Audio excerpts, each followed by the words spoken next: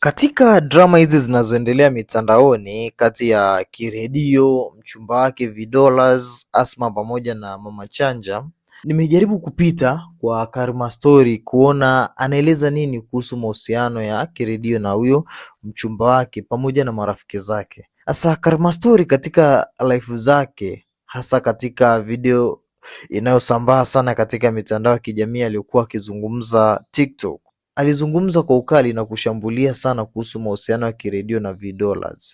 Sasa mambo makuu yaliyozungumza katika video hii ni kwamba, jambo la kwanza, kuna hatari kubwa ya Kiredio kuachwa na Vidollaz. Karima Story anasema kwamba Kiredio yuko hatarini sana kuachwa na Vidollaz kwa sababu ya tabia yake ya kuruhusu mambo mengi. Anadai kwamba Kiredio anamruhusu Vidollaz kuvalia nguo za nusu uchi za kuonekana hadharani kwa njia ambayo inavutia wanaume wengi, na anasema kwamba V ana nyama nyingi, ana figa nzuri kidogo, mtoto ni mashallah na wanaume wanapenda sana nyama zake. Kiredio, unamlinda vipi mali yako? Amekuwa akiuliza kwa mara. Jambo lingine ni kwamba Kiredio anamdharau sana mke wake hadharani. Mara nyingi Kiredio alikuwa akimlaumu kwa kumruhusu Vidollaz kukumbatiwa na wanaume wengi, kama Christopher ambaye wengi walikuwa wanasema kwamba ni mpenzi wake wa zamani, walikuwa wakikumbatiana hadharani.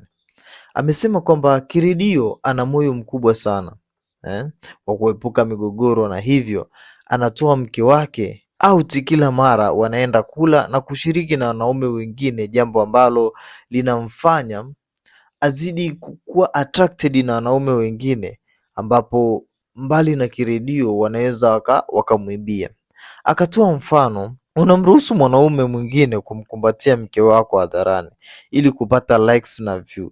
Hayo sio mapenzi, ni ujinga, aliongezea Karima Story. Akasema kwamba V anaweza kuachwa na Kiredio kwa pesa au mtu tajiri. Karima Story anaamini kwamba siku moja V anaweza kumwacha Kiredio kwa sugar daddy au mtu mwenye pesa nyingi zaidi ya milioni 600 au zaidi. Anadai kwamba V umaarufu na mwili unaovutia wengi, hivyo ana chaguo jingi na anaweza kumwacha Kiredio wakati wowote wale. Kuna baadhi ya watu wanamshambulia Asma kuwa ni mnafiki na kuwa ana mpango wa kuharibu mahusiano ya Kiredio pamoja na Vidollaz.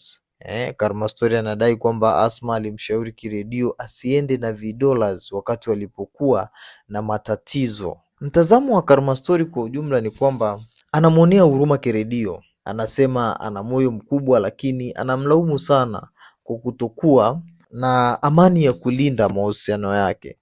Anasema kwamba mahusiano yao yanaonekana ni mazuri nje, lakini ndani ina matatizo makubwa na yako karibu kuvunjika. Alitumia picha na video za Vidollaz kuvalia nguo fupi na kushirikiana na wanaume wengi kama ushahidi, jambo ambalo Karima Story anaona mahusiano ya Kiredio na Vidollaz yako hatarini, na anamlaumu Kiredio kwa kuwa ana moyo mkubwa sana na kutomdhibiti mchumba wake. Anatabiri kuwa siku moja V anaweza kumwacha. Hivi unahisi kwamba Karima Story atakuwa ni kweli anayeongea haya? Ipo siku V atamwacha Kiredio kutokana na matukio ambayo yanatokea, kutoka naye out mara kwa mara, kushiriki naye sehemu mbalimbali kuna wanaume wengi, kwamba mchumba wake anavalia sana nguo fupi ambazo zinawa attract wanaume wengi. Tuambie hapo kwenye comment section kwamba unahisi nini kuhusiana na tukio hili ambalo linaendelea. Usisahau kulike, kushare na kusubscribe ili uweze kupata taarifa zetu pindi tunapoziweka kwa wakati sahihi.